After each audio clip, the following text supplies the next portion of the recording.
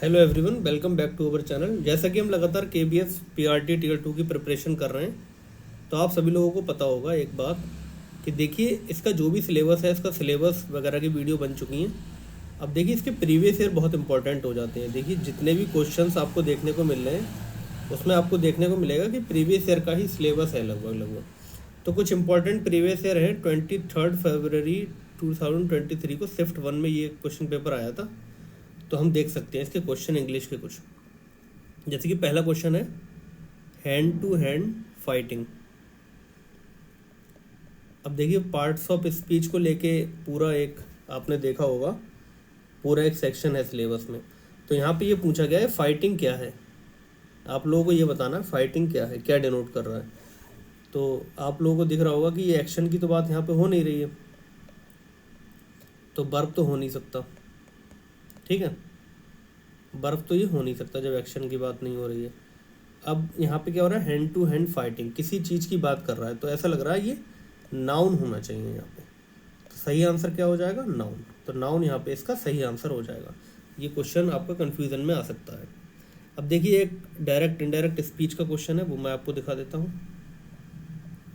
अच्छा क्वेश्चन है। इसमें है the teacher said Why are you late today, Sheila?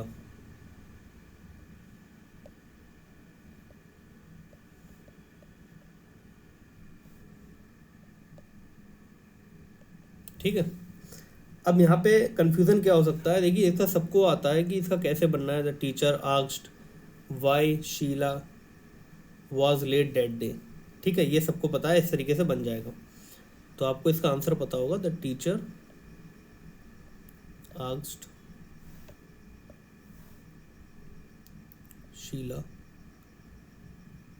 Why she was late that day.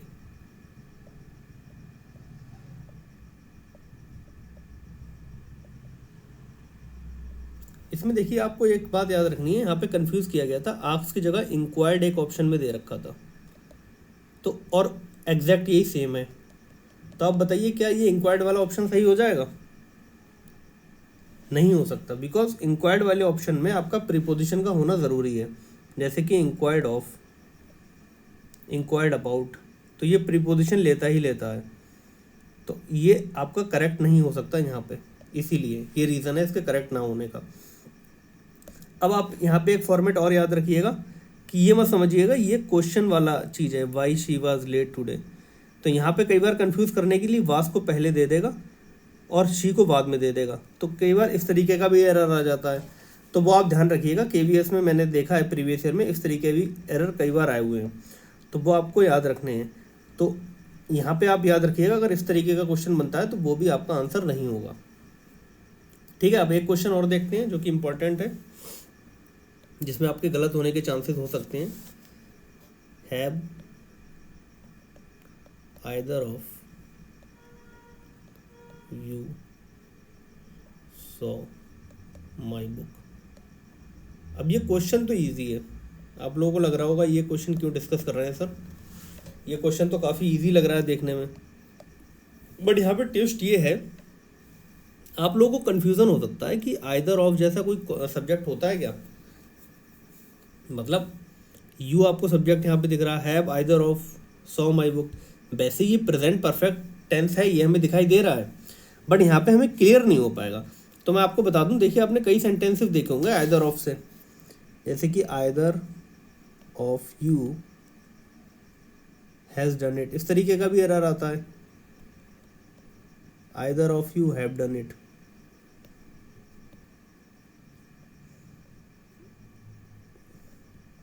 अब आप बताइए इन दोनों में से कौन सा सही है। तो हम सभी को पता है अगर आइदर आता है तो सिंगल फॉर्म ऑफ वर्ब आती है, तो ये वाला करेक्ट हो जाएगा और ये वाला इनकरेक्ट हो जाएगा, क्योंकि इसमें हैव दे रखा है। ठीक है, अब यहाँ पे आपको दिख रहा है कि आइदर ऑफ जो है वो आपका जो है सब्जेक्ट है। ठीक है, अब यहाँ पे हमें क्लियरली दिखाई दे रहा है कि आइदर ऑफ आपका एज अ सब्जेक्ट यहाँ पे डिनोट हो रहा है। तो हैव यहाँ पे आ जाएगा, तो ये प्रेजेंट परफेक्ट हो जाएगा। तो आप देख सकते हैं यू सॉ की जगह यहाँ पे सीन होना चाहिए, तब ये आंसर आपका सही हो जाएगा। देखिए इस तरीके का एरर आता है तो लोग कंफ्यूज हो सकते हैं। इसलिए मैं आपको बताता हूँ। देखिए एरर आइदर ऑफ वाले में आप किस तरीके के आप देख सकते हैं सेंटेंसेस को। Can either of you solve this problem. तो यहाँ पे आपको दिख रहा होगा कि आइदर ऑफ आपका फिर से सब्जेक्ट बन गया। देखिए आइदर ऑफ यू एक्चुअली ये पूरा ही सब्जेक्ट है, यू के साथ लिया गया है। तो इस तरीके के सवाल भी आपको याद रखने हैं, क्योंकि ये क्वेश्चन पेपर में एरर हो सकती है आपसे। तो मैं इसलिए आपके साथ ही कुछ इंपॉर्टेंट क्वेश्चन जो है वो डिस्कस कर रहा हूँ। अब देखिए एक सवाल और है जो काफ़ी इंपॉर्टेंट है, तो दिखाता हूँ मैं आपको। COVID-19 has again in China। अब यहाँ पे आपसे एक फ्रेजल वर्ब बरवा रहा है। ये फ्रेजल वर्ब के आपके ऑप्शन दे रखे हैं इसने। Broke out, broken of, broken up और आपका ब्रोकन विद। आपको ये बताना है कि इसमें क्या होना चाहिए। देखिए ये सारे फ्रेजल वर्ब आपके इंपॉर्टेंट होते हैं, ये एग्जामिनेशंस में पूछे जाते हैं। इनका सबका मीनिंग आपको पता होगा तो आप इसमें इजीली फिट कर देंगे कि ये आंसर होना चाहिए। तो आपको सबका मीनिंग पता है, नहीं पता होगा तो मैं आपको बता देता हूँ। देखिए ब्रोक आउट का मतलब होता है कोई चीज़ ख़त्म हो जाना, मतलब कोई रिलेशनशिप था वो आपका पूरी तरीके से फैल गया, मतलब ब्रोक आउट। और ब्रोकअप का मतलब होता है कोई रिलेशनशिप आपका एंड हो गया। रिलेशनशिप के एंड के लिए आप ब्रोकअप लगाते हैं, ब्रेकअप कहते हैं जिसे। इसी का आप देखिए प्रेजेंट फॉर्म होती है ब्रेकअप, और उसी की आपकी पास्ट परफेक्ट फॉर्म हो जाएगी ब्रोकन अप। ठीक है, ये तो आपका रिलेशनशिप एंड के लिए हो जाता है। अब आपका अगर क्वेश्चन है ब्रोकन ऑफ, तो ब्रोकन ऑफ मतलब होता है कोई चीज़ डिटैच हो जाना है, उस चीज़ से ख़त्म, मतलब दूर हो जाना। तो डिटैच के सेंटेंस में आप ब्रोकन ऑफ का यूज़ करते हैं।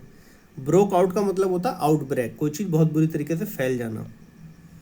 तो यहाँ पे क्या सेंस दे रहा है कि चाइना में फिर से कोविड-19 फैल गया। तो यहाँ पे आपका जो आंसर होगा वो ब्रोकन आउट होना चाहिए। ठीक है, ब्रोकन आउट यहाँ पे करेक्ट आंसर आपका हो जाएगा, और ये इसका मतलब देगा आउट ब्रेक, मतलब फैल जाना। ठीक है, तो ये सवाल आपको क्लियर हो गया होगा। और एक क्वेश्चन हम और देखते हैं, फ्रेजल वर्ब पे आधारित है वो सवाल आपका। सवाल आपका ये है, I promise to you when I visit Delhi. अब इसमें आपको फ्रेजल वर्ब भरने के लिए दे रखे हैं, जैसे कि call on, call at, call up और कॉल फॉर। ठीक है, तो इसमें आपको करेक्ट जो है प्रीपोजिशन यानी कि फ्रेजल वर्ब आपको भर के देना है। तो I promise to you when I visit Delhi, तो मैं प्रॉमिस करता हूँ जब मैं दिल्ली विजिट करूँगा तो क्या करूँगा, आपको क्या करूँगा। तो आपको ये सेंटेंस समझ में आ रहा होगा पढ़ के, यहाँ पे किसकी बात निकल रही। कॉल ऑन, कॉल ऑन का मतलब होता है आपको मैं कॉल करूँगा, मतलब आपको रिमेंबर करूँगा वहाँ जाने के बाद। ठीक है, टू विजिट समवन मतलब मैं आपको विजिट करूँगा दिल्ली पहुँचने के बाद। और कॉल आउट का मतलब होता है, कॉल एट का मतलब होता है स्टॉप एट अ प्लेस, ये इस सेंस में यूज होता है आपका। कॉल अप का मतलब होता है टेलीफोन समवन, किसी इंसान को आप टेलीफोन करते हैं तो आप उसके लिए यूज़ करते हैं कॉल अप। कॉल फॉर का मतलब होता है डिमांड करना। तो ये देखिए कुछ इंपॉर्टेंट क्वेश्चन थे जो आपको बिल्कुल याद होने चाहिए एकदम एग्जैक्टली, क्योंकि ये इसमें गलती होने के चांसेस हैं।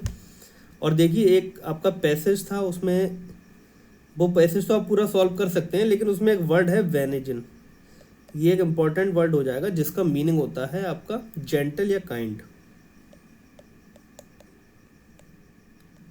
तो ये आपका 23 फरवरी की इंग्लिश का पूरा एनालिसिस था, और इसी तरीके के क्वेश्चन आएंगे देखिएगा आप।